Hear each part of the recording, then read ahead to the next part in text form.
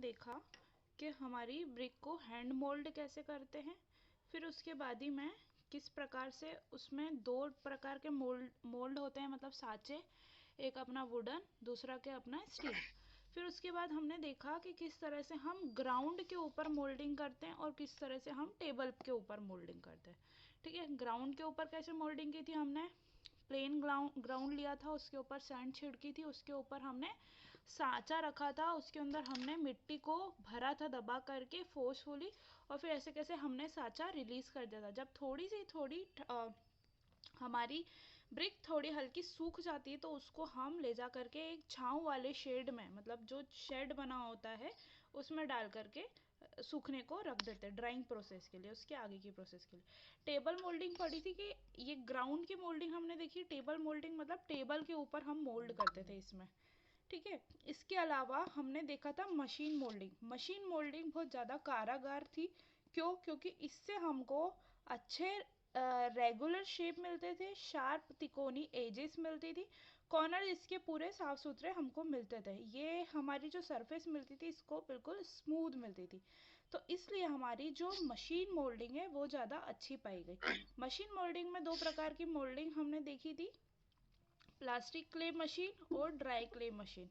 ठीक है, इसमें हमारी जो प्लास्टिक क्ले मशीन थी, एक प्रकार से एक साइड से हमारी रिलीज होता था क्ले मटेरियल और वायर के थ्रू हमारे ब्रिक की साइज का कटता जाता था। ठीक है, इसको बोला हमने प्लास्टिक क्ले मशीन।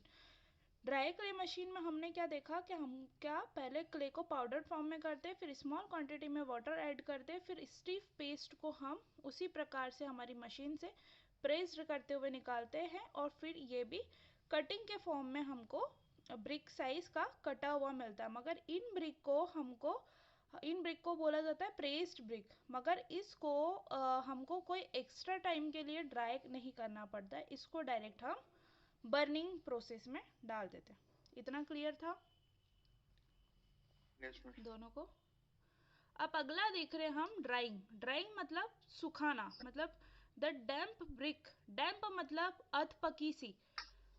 जैसे हमने बना करके उसको निकाला, फिर हमने क्या करा, उसको शेड में ले जा करके सुखा रहे, मतलब वो ब्रिक हमारी पूरी तरह से नहीं सूखी है जब तक हम उसको शेड में ले गए। ठीक है, तो द ड्रैम्प ब्रिक इफ बर्न्ड, अगर हमने अध सूखी सी ब्रिक को बर्न करा, आर लाइकली टू बी क्रेक्ड, तो उसमें क्या हो सकते हैं, हमारे क्रेक्स पड़ सकते हैं। ठीक है, तो हम क्या करते हैं, और क्रेक पड़ने के बाद वो डिसऑर्डेड हो जाती है, मतलब थोड़ी सी गैपिंग में आकर के टूट सकती है। तो हैंस हम इस कारण से क्या करते हैं, जो हमारी मोल्डेड ब्रिक है उसको क्या करते हैं, अच्छे से ड्राई करते हैं हमारी बर्निंग के पहले। Hence the molded brick are dried before they are taken for the next operation of burning. Burning के पहले हम उसको क्या करते हैं, प्रॉपर तरीके से ड्राई करते हैं। The dry brick are laid longitudinally in the stake. Stake मतलब हमारी ब्रिक कैसी रहती है,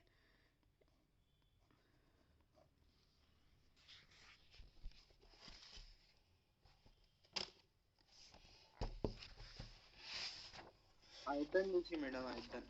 एक सेकंड यार, मैं कॉपी खोल रही हूँ।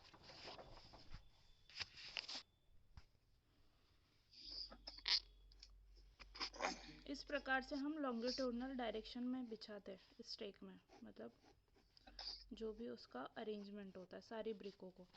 ठीक है, अपनी ब्रिक यूजुअली हम देखते हैं जब ये ऐसी रहती है, ठीक है, ये फ्रॉग रहता है उसका, तो हम इस डायरेक्शन में लॉन्गिट्यूडनल डायरेक्शन में हमारी ब्रिक को बिछाते हैं स्टेक में। देखो मैं 3 डायरेक्शन आपको समझाती हूँ। एक सेकंड।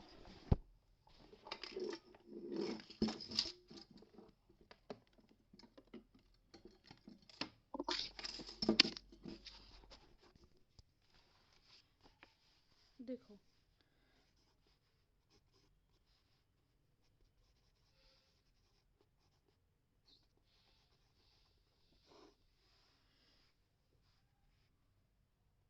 ये क्या है, हमारा पॉइंट।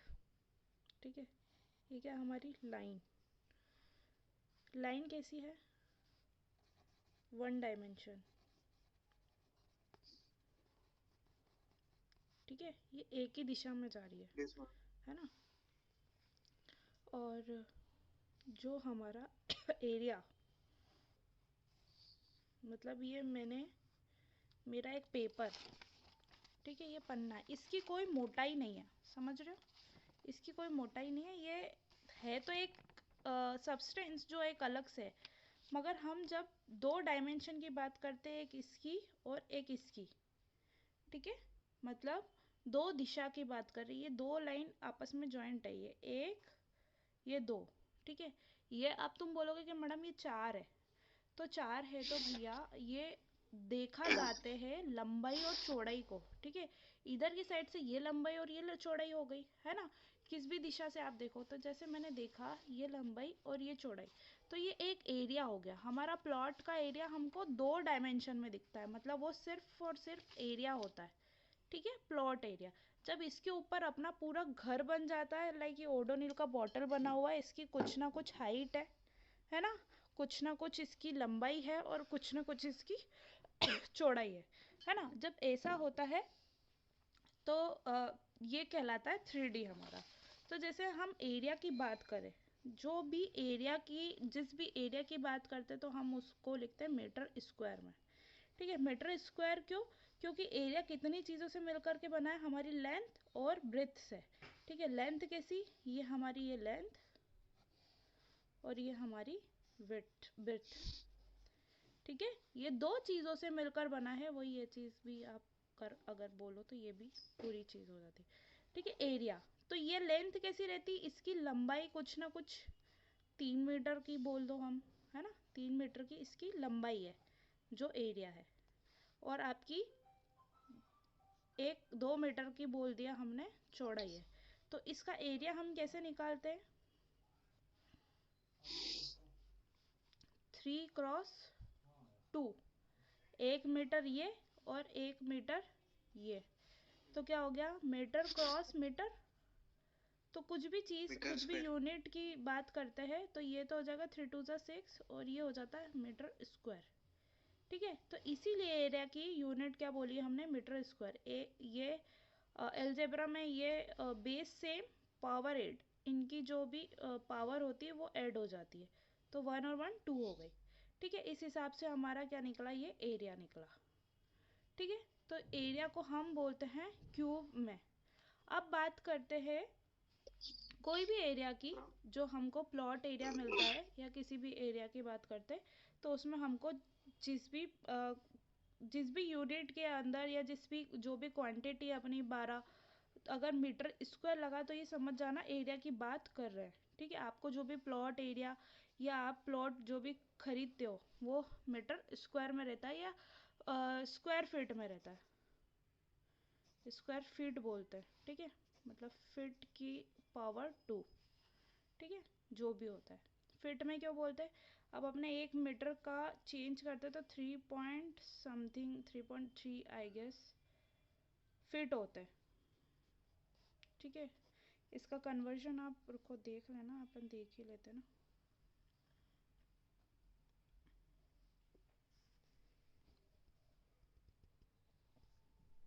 पूरा एक, मुझे भी कंफ्यूजन ही रहता है उसका हमेशा।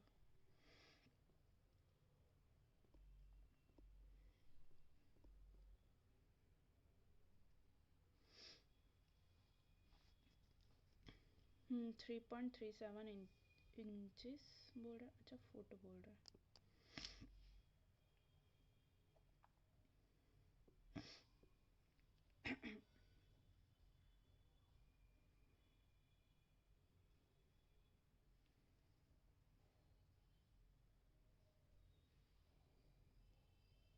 ये देखो दिखा, वो 3.37 इंचेस है, मतलब या तो 3.2 या 3.2 के आगे क्या दिख रहा है आपको, ये दिख रहा है ये वाला, तो इस हिसाब से हम लिख देते 3.3, ये 3.281, किसी भी चीज़ के आगे अगर 5 से ज़्यादा चीज़ लग पॉइंट के आगे 5 से ज़्यादा वो रहता है, ये जैसे ये वाला जो 8 है वो 5 से ज़्यादा है, तो इसको हम आगे वाले को क्या बना देते हैं, 3 बना देते हैं।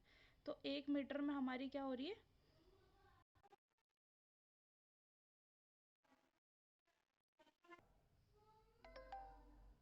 Hello hello hello, hello. हाँ आवाज़ आ रही है, मेरी हाँ मैम, आ रही मीटिंग है। ही काम नहीं कर रही थी।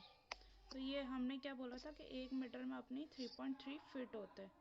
तो जैसे हमको जब हम बीडीडी की ड्राइंग बनाएंगे ना, तो हमको मीटर में टर्म्स मिलेगी, ठीक है, कि इतने बाय इतने मीटर का प्लॉट है या जो भी है।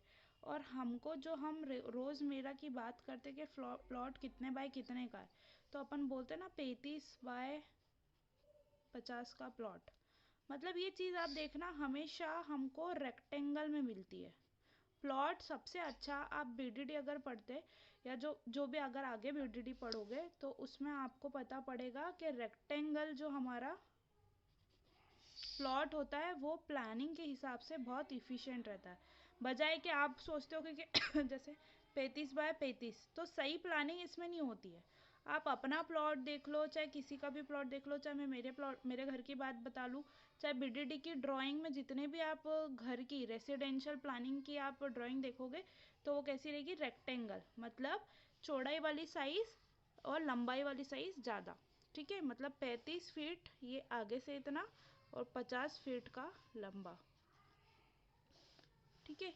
अब मीटर में इसको चेंज, ये अपन फिट की बात करते हैं, ठीक है। आपको बुक में या जो भी एग्ज़ाम में आएगा तो वो कैसे आएगा, आपको मीटर में आएगा। तो ये मीटर में करेंगे तो ये कम वैल्यू हो जाती है कुछ, तो करके देख लेना।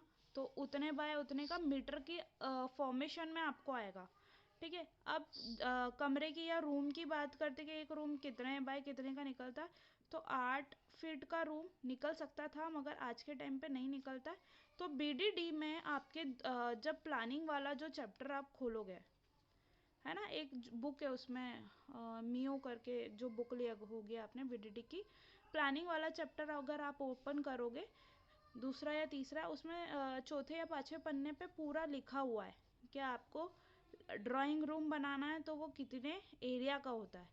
तो यहाँ आएगा आपका एरिया, ठीक है। एरिया मतलब लंबाई और चौड़ाई दोनों, ठीक है। फिर आपको डिसाइड करना है कि लंबाई छोटी देनी है या लंबाई ज़्यादा देनी है। ऐसा रूम, मतलब ऐसा रूम निकालना है कि अपन को कैसा, ऐसा लंबाई में ऐसा रूम निकालना है, आपके ऊपर डिपेंडेंट है। आपके पास प्लॉट है, आपके पास चार्ट है कि ड्राइंग रूम कितने का होता है, लिविंग रूम कितने का होता है, आपका बाथरूम कितने से कितने के बीच में होना चाहिए, आपका बेडरूम की बात करते तो वो कितने उसका होता है। तो आप वो देखना चार्ट, और स्टेयर है तो स्टेयर प्रॉपर हमारे लिए स्टेयर के लिए कितना एरिया निकालना है, तो वो तीसरे चौथे पन्ने पे आप देखना। फिर उसमें आपको समझ में आएगा कि हमारा अगर प्लॉट है तो कितने बाय कितने का हम दे, तो ये देते हैं मीटर में, है ना। ये सारे जो एरिया होंगे मीटर स्क्वायर में दिए होंगे, ठीक है। तो ये होंगे एरिया अपने, आई बात समझ में। अब मैं बता रही थी 3 डायमेंशन की बात कर रही थी, तीनों दिशाओं की बात कर रही थी। आप आगे पढ़ोगे डायमेंशन किस हिसाब से रहती है, तो 3D की बात करते हैं हम। मैं एक बना रही हूँ,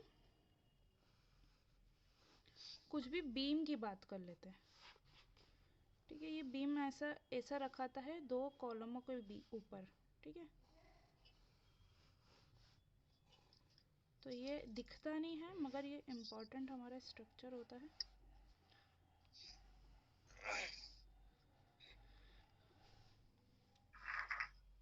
तो इसमें इसका जो हम लिखते हैं, डेंसिटी की बात करते हैं, जैसे कंक्रीट की डेंसिटी क्या होती है, इसमें कुछ ऐसे सरिये लगे रहते हैं। तो ये इधर से ऐसे सरिये दिखेंगे, हम इस डायरेक्शन में देखेंगे तो, और यहाँ से ये सरिये ऐसे ऐसे दिखेंगे, ठीक है।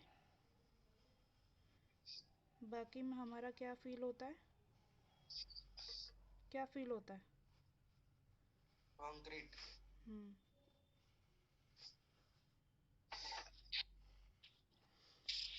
ठीक है, ऐसा रहता है। तो जब हम आरसीसी जब पढ़ते हैं तो इसकी जो डेंसिटी लिखते हैं तो वो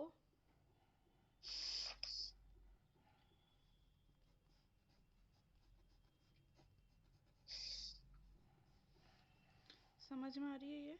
25 किलो न्यूटन होती है उसकी 1 मीटर क्यूब की। 1 मीटर क्यूब क्यों लिखा यहाँ पर?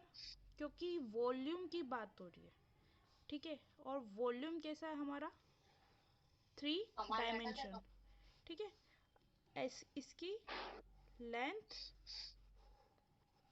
इसकी विड्थ और इसकी डेप्थ, ठीक है। ये डेप्थ होती है, मतलब ऐसा भी होगा, ये ऐसा भी होगा और ऐसा भी होगा, ठीक है। तो ये हमारी 3D या 3 डायमेंशन की बात हो रही है, ठीक है। समझ में आया? अब ये मीटर क्यूब क्या गल है, इसको मैं बताती हूँ। मतलब 25 किलो न्यूटन का भार लगेगा, मतलब इसका खुद का भार होगा, ठीक है। अगर ये RCC का बना हुआ है तो 25 किलो न्यूटन 1 मीटर लंबा, 1 मीटर चौड़ा और 1 मीटर गहरा।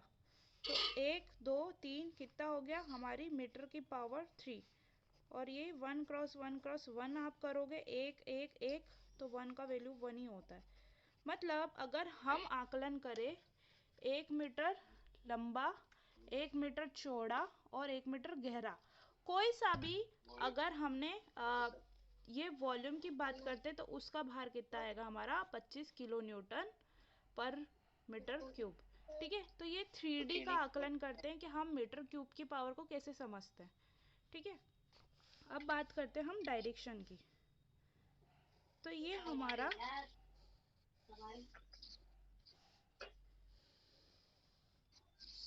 देखो थोड़ा सा ओवरलैप हो रहा है, मगर समझ लेना।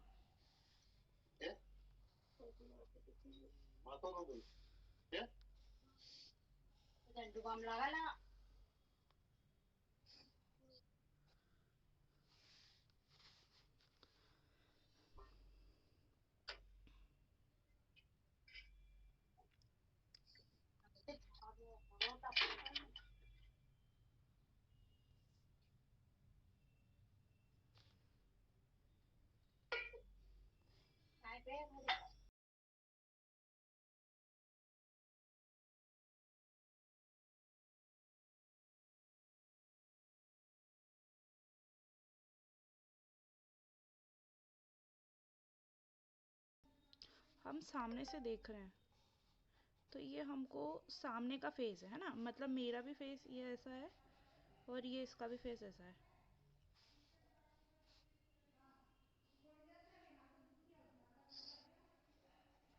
तो ये हमारी 3 डायरेक्शन निकल के आती है। एक होती है ट्रांसवर्स, एक होती है हमारी लॉन्गिट्यूडिनल और एक होती है हमारी लेटरल, ठीक है। जैसे हम ये एक्सिस का वो बनाते हैं ग्राफ,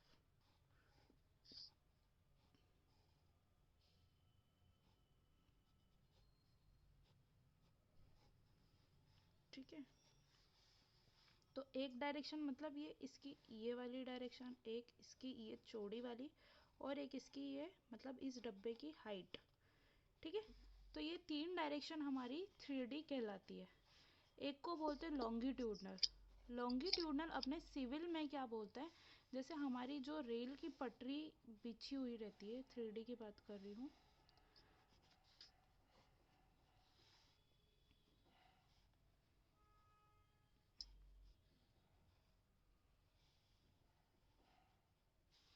ये हमारी 2 रेल की पटरियाँ लगी हुई रहती है, ठीक है। थोड़ी सी ये गलत बन रही है मगर समझ जाओगे तुम लोग। ये आई सेक्शन होते हैं, ठीक है। और इनके बीच में ऐसे स्लीपर्स लगे रहते हैं।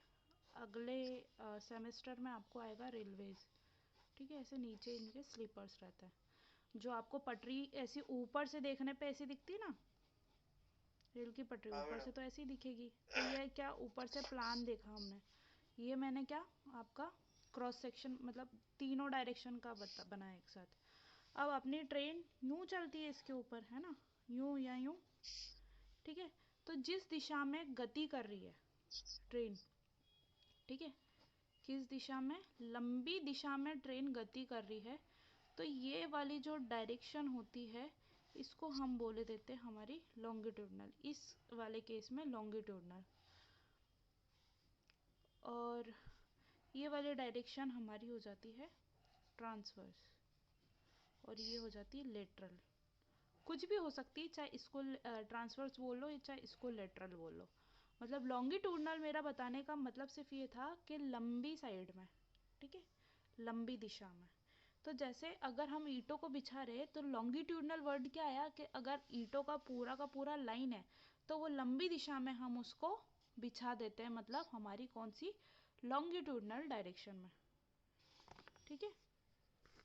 अब शीट को हम आराम से डिस्कस कर लेंगे, पहले पहले हम ये कर लेते हैं, पढ़ लेते हैं। मैं बता दूंगी, मतलब तुमको अलग से भी बता दूंगी।